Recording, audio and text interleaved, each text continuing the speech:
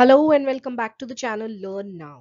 आज हम करेंगे क्लास 10 का सेकंड चैप्टर का सेकंड पार्ट जिसका नाम है द ब्लैक एरोप्लेन। इस चैप्टर का नाम है टू स्टोरीज अबाउट फ्लाइंग। इससे पहले हमने फर्स्ट पार्ट में करा था his first flight which was about a young seagull जो अपनी जिंदगी की पहली उड़ान लेती है। यहाँ पे जो हम कर रहे हैं that is about the black aeroplane. Let us start the chapter. The moon was coming up in the east. Moon जो है वो ईस्ट में आ रहा था मेरे पीछे, मेरे किसके नरेटर के पीछे जो एरोप्लेन उड़ा रहा है। And the stars were shining in the clear sky. यहाँ पे क्लियर स्काई का रेफरेंस आपको इसलिए दिया है ये दिखाने के लिए कि कोई भी वेदर रिलेटेड प्रॉब्लम्स नहीं थी। There wasn't a cloud in the sky. कोई भी क्लाउड नहीं था स्काई में। And I was happy to be alone high above the sleeping countryside. और मैं बहुत खुश था क्योंकि मेरा एरोप्लेन जो है वो ऊपर उड़ रहा था और नीचे क्या था, नीचे पूरा कंट्री साइड, पूरा गांव, पूरा रूरल एरिया जो है वो सोया हुआ था। I was flying my old Dakota aeroplane over France back to England। और मैं कहाँ जा रहा था, मैं अपने ओल्ड डकोटा एरोप्लेन को उड़ा के फ्रांस के ऊपर से जा रहा था और एक्चुअल डेस्टिनेशन कहाँ जा रहा था, वो जा रहा था इंग्लैंड में। I was dreaming of my holidays and looking forward to being with my family। ये last to last year CBSE में क्वेश्चन आया था कि वो कहाँ जा रहा था, वो इंग्लैंड जा रहा था किस लिए, अपनी फैमिली के पास। I looked at my watch 1:30 in the morning। Time क्या हो रहा था, टाइम हो रहा था 1:30 AM, यानी सुबह का 1:30 हो रहा था। I should call Paris control soon। मुझे क्या करना चाहिए, कंट्रोल रूम, आपको पता होगा पायलट्स जो है वो सैटेलाइट के थ्रू कंट्रोल रूम में बात करते हैं। वो कंट्रोल रूम में, पेरिस कंट्रोल रूम में फोन करने के लिए सोचता है। As I looked past the nose of the aeroplane, मुझे लाइट दिखती है, the lights of the big city in front of me. I switch on the radio, मैंने रेडियो ऑन किया और बोला Paris control Dakota DS 088 here. आपको अपने aeroplane का नाम बोलना होता है। उसने बोला hello Paris control, it is Dakota DS 088, can you hear me? क्या आप मुझे सुन सकते हो? I am on way to England over. मेरा रास्ता जो है वो कहाँ जा रहा है, इंग्लैंड में। The voice from the radio answered me immediately। जो रेडियो है उसमें से आंसर आया, DS 088 I can hear you। DS 088 मैं आपको सुन सकती हूँ। You ought to turn 12 degrees west now, DS 088 over। वो उसको इंस्ट्रक्शन देती है कि आपको इंग्लैंड के ऊपर जाना है तो आप क्या करिए, 12 डिग्री वेस्ट की तरफ घूम जाइए। I checked the map and the compass, switch over my second and last fuel tank। वो जो है अपने आखिरी फ्यूल टैंक पे चल रहा था। ये आपको यहाँ पे नोटिस करना है क्योंकि ये इम्पोर्टेंट है कि वो अपने सेकंड और लास्ट फ्यूल टैंक पे चल रहा है और अपने डकोटा को वो 12 डिग्री वेस्ट इंग्लैंड की तरफ टर्न कर लेता है। I will be in time for breakfast. वो खुद से ही बोलता है कि अरे मैं ब्रेकफास्ट के टाइम तक पहुंच जाऊंगा। A good English breakfast. He was so happy कि कल सुबह मुझे मेरी फैमिली के साथ ब्रेकफास्ट मिलेगा, मैं ब्रेकफास्ट टाइम तक पहुंच जाऊंगा। Everything was going well, it was an easy flight. सब कुछ बहुत स्मूथ चल रहा था, फ्लाइट बहुत ईजी थी। Paris was about 150 kilometres behind. ये अगर एरोप्लेन है तो पीछे वो पेरिस छोड़ चुका था और पेरिस कितना, वो 150 किलोमीटर्स आगे आ चुका था, यानी पेरिस उससे 150 किलोमीटर्स पीछे था। आई सॉ द क्लाउड्स, मुझे फिर क्लाउड्स दिखे, एक्चुअली स्टॉर्म क्लाउड्स, तूफान वाले क्लाउड्स दिखे। दे वर ह्यूज, वो इतने ह्यूज थे, इतने ह्यूज थे that they were looking like a black mountain. ऐसा लग रहा था सामने पूरा एक काला पहाड़ है जो मेरे सामने खड़ा है। I knew I could not fly up. एक तरीका तो ये है इस पहाड़ पे से, ये पहाड़ नहीं है एक्चुअली, ये क्लाउड है, लेकिन ये इतने बड़े हैं कि पहाड़ जैसे हैं। एक तरीका है कि मैं इसको ऐसे पार करके ऐसे आ जाऊं, राइट? वो बोल रहे हैं लेकिन मैं ऐसा नहीं कर सकता क्योंकि मेरे पास इतना फ्यूल ही नहीं है कि मैं इसको पूरा ऐसे लंबा ट्रैवल करके आऊं, क्योंकि इतने में मेरा फ्यूल जो है वो खत्म हो जाएगा। And I do not have fuel to fly up around them to north and south. North यानी यहाँ से यहाँ तक ऐसे कवर करके वापस आना, मेरे पास इतना फ्यूल नहीं है। I ought to go back to Paris. मैंने सोचा कि मुझे पेरिस जाना चाहिए। But I wanted to go home, लेकिन मुझे तो घर भी जाना था, मुझे ब्रेकफास्ट भी करना था। तो मैंने सोचा छोड़ो, I will take the risk, कि जो भी हो जाए एक काम करता हूँ, रिस्क ले लेता हूँ। And I flew that old Dakota straight in the storm. So जो सामने तूफान आया हुआ था, काला तूफान, मैंने उसी में अपने ओल्ड डकोटा को घुसा दिया। इनसाइड द क्लाउड, अब वो बादलों के अंदर घुस गया था। और उसने पहले ही बोला था कि वो बादल काले थे, तो सब कुछ क्या हो गया, black. It was impossible to see anything outside the aeroplane. Aeroplane के बाहर कुछ भी नहीं दिख रहा था। The old aeroplane jumped and twisted. आप अगर कभी गए हो एरोप्लेन में तो आपने देखा होगा कि जब क्लाउड या कुछ होता है तो टर्बुलेंस होता है। क्राफ्ट जो है, एरोप्लेन जो है, वो इधर उधर हिलता है। सो एरोप्लेन जंप कर रहा है, एरोप्लेन ट्विस्ट कर रहा है उस क्लाउड्स में। I looked at the compass. उसने कंपस की तरफ देखा। आई could not believe my eyes. वो अपनी आंखों पे भरोसा ही नहीं कर पाया। कंपस की needle round and round and round and round घूम रही है, यानी कंपस खराब।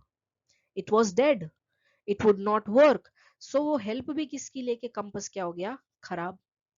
द अदर इंस्ट्रूमेंट्स, पता नहीं क्या हुआ अनजाने में, सारे इंस्ट्रूमेंट्स जो हो गए वो सारे के सारे एक ही टाइम पे खराब हो गए। I tried the radio. Radio पे उसने बोला, Paris control, can you hear me. There was no answer, यानी रेडियो भी क्या हो गया, डेड। सो अब वो एक ऐसा पायलट हो गया था जो ऊपर बादलों में अंधेरे में है, ना उसका कंपास चल रहा है, ना इंस्ट्रूमेंट चल रहे हैं, पेट्रोल कम है, अंदर डीजल कम है, और उसका रेडियो भी नहीं चल रहा है। सो रेडियो भी नहीं चल रहा है, there was no radio, there was no compass. I could not see, मुझे ये भी नहीं पता था कि मैं कहाँ जा रहा हूँ, कितनी दूर हो, कहाँ टर्न करना है। I was lost in the storm, मैं तूफान में ही खो गया। Then in the black clouds quite near me I saw another aeroplane. जैसे हमने पिछले पिक्चर में देखा कि पता नहीं कहाँ से उन्हीं काले बादलों में एक और एरोप्लेन मुझे दिखा। It had no lights on it wings.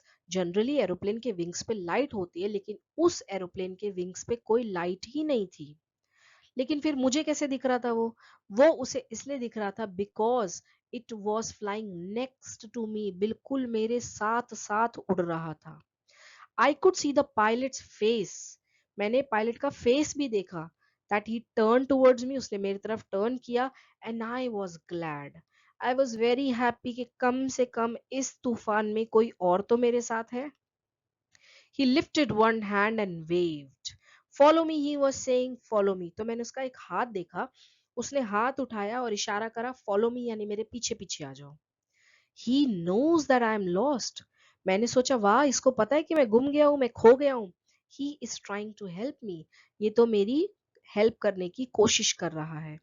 He turned his aeroplane slowly to the north. उसने नॉर्थ की तरफ अपना एरोप्लेन लिया, बिल्कुल मेरे सामने। यानी मैं एग्जैक्टली उसको क्या कर रहा था, जैसे हम गाड़ी में करते हैं ना, फॉलो करते हैं। सो वो उसने एकदम मेरे सामने एरोप्लेन ले आया। नॉर्थ का मतलब तो ऊपर हुआ ना, तो एकदम सामने मेरे ले आया, ताकि मैं उसको आराम से फॉलो कर पाऊं। आई वॉज वेरी हैप्पी। माना कि वो एरोप्लेन स्ट्रेंज था, अनजान था, लेकिन मैं उस एरोप्लेन को ओबीडिएंट चाइल्ड, एक बहुत ही आज्ञाकारी बच्चे की तरह फॉलो कर रहा था। रीजन ये है क्योंकि बहुत सिंपल है, वो तो खो ही गया था। उसके पास और कोई ऑप्शन नहीं था, कोई चॉइस नहीं था, कुछ कर नहीं सकता था। तो वो एक ही चीज कर सकता था, उसने क्या किया, उसको एक अच्छे बच्चे की तरह फॉलो किया। आफ्टर हाफ एन आवर, आधे घंटे के बाद, that strange black aeroplane was still there. मेरे ही सामने क्लाउड्स के बीच में वो था। Now there was only enough fuel in the old Dakota last tank to fly over for 5 और 10 मिनट्स। लेकिन मेरे अभी टैंक में सिर्फ इतना ही पेट्रोल बचा था कि नेक्स्ट 5 या 10 मिनट तक मेरा प्लेन उड़ सकता था। सो अगर 5 या 10 मिनट में प्लेन लैंड हो गया तो गुड, अगर लैंड नहीं हो पाया तो डेफिनेटली उसका प्लेन जो है वो गिर जाता। तो उसको डर लगने लग गया कि 10 मिनट से ज्यादा तो मेरा प्लेन नहीं चलेगा। बट देन ही स्टार्टेड, जो सामने वाला प्लेन था, ही स्टार्टेड गोइंग डाउन, उसने नीचे जाना शुरू कर दिया। एंड आई फॉलोड, मैं तो सिर्फ उसको तब से फॉलो ही कर रहा था। सडनली जैसे ही हम क्लाउड्स के बाहर आए, मुझे दो लंबी लाइनें दिखी। आपको पता होगा कि दो लंबी लाइनें क्या होती हैं, ये होता है रनवे। रनवे यानी जहां पे वो लैंड करता है। सो इन फ्रंट ऑफ मी दो लंबी लाइन थी, जिसको क्या बोलते हैं, रनवे। रनवे का मतलब एयरपोर्ट, यानी मैं बच गया था। 10 ही मिनट थे और वो 10 मिनट के अंदर लैंड कर जाता। I turn to look for my friend, मैंने कोशिश करी कि मैं पीछे मुड़ू, कम से कम उस ब्लैक एरोप्लेन वाले को थैंक यू तो बोले। But the sky was empty, लेकिन स्काई में कुछ भी नहीं था। There was nothing there. The aeroplane, जो भी ब्लैक एरोप्लेन आया था, वो कहीं चला गया, मुझे वो कहीं नहीं दिखा। आई लैंडेड, सो उसने बहुत सेफली लैंड किया। And I was not sorry to walk away, मतलब मैं इमिडिएटली अपना एरोप्लेन छोड़ के कहाँ चला गया, ओल्ड डकोटा को लेके चला गया कंट्रोल टावर में। सो वो डायरेक्टली अपने एरोप्लेन से उतर के कंट्रोल टावर जाता है, और वो जो वुमेन है कंट्रोल सेंटर में, उससे वो पूछता है कि वो दूसरा पायलट मुझे बताइए जरा कौन था। क्योंकि कंट्रोल टावर में क्या होता है कि आप सैटेलाइट से, क्योंकि वो सैटेलाइट व्यू होता है, तो आप ये देख सकते हैं कि कौन दूसरा पायलट था। सो जो विमेन है, वो बहुत अजीब तरीके से, बहुत ही अजीब तरीके से उसको देखती है। क्यों? क्योंकि वो बोलती है, अनदर एरोप्लेन, कोई दूसरा एरोप्लेन, वो भी इस तूफान में, मजाक कर रहे हो क्या? Yours was the only one I could C on the radar. So radar पे मुझे एक ही एरोप्लेन दिख रहा था पूरे स्काई में, वो आपका था। अब ये पायलट शॉक्ड होता है, वो बोलता है, अच्छा, देन हु हेल्प्ड मी, किसने हेल्प की मेरी कि मैं सेफली बिना कैंपस के, बिना कंपस के, बिना रेडियो के, बिना फ्यूल के यहाँ तक आ गया? Who was the pilot? वो स्ट्रेंज, अजीब व गरीब, वो जो ब्लैक एरोप्लेन था, वो किसका था? वो पायलट कौन था जो स्टॉर्म में फ्लाई कर रहा था और जिसके पास लाइट्स भी नहीं थी? सो ये जो चैप्टर है, ये एक मिस्ट्री पे एंड होता है। मिस्ट्री मीन्स एक रहस्य पे एंड होता है। क्या रहस्य? वो इस रहस्य पे एंड होता है कि एक्चुअली वो ब्लैक एरोप्लेन क्या था। अब ये चैप्टर ओपन एंडेड है। ओपन एंडेड मतलब आप जैसे अज्यूम करते हैं वो वैसे ही सेटल हो जाता है। फॉर एग्जाम्पल, अगर आप बोल सकते हैं कि वो उसकी खुद की इंट्यूशन थी। हम कभी करते हैं ना, अपनी खुद की इंट्यूशन, अपनी खुद की सबकॉन्शियस माइंड को यूज करते हैं प्रॉब्लम से बाहर निकलने के लिए। बाद में हम बोलते हैं कि नहीं, कुछ तो हुआ था उस दिन, कोई तो मसीहे ने मेरी हेल्प की थी। तो वो मान रहा है किसी मसीहे ने हेल्प की थी, या फिर आप दूसरे तरीके से के देखें तो आप कह सकते हैं एक अनएक्सपेक्टेड असिस्टेंस है, कोई सुपर नेचुरल पावर है जिसने उसकी मदद करी। तो आप दोनों तरीके से डील कर सकते हैं। आप इसको सुपर नेचुरल पावर भी बोल सकते हैं, और आप उसका खुद का सबकॉन्शियस माइंड भी बोल सकते हैं। So this was all about the chapter the black aeroplane. अगर आपको इसकी एक्सप्लेनेशन अच्छा लगा है, so like the video, subscribe the channel, and do share it with your friends.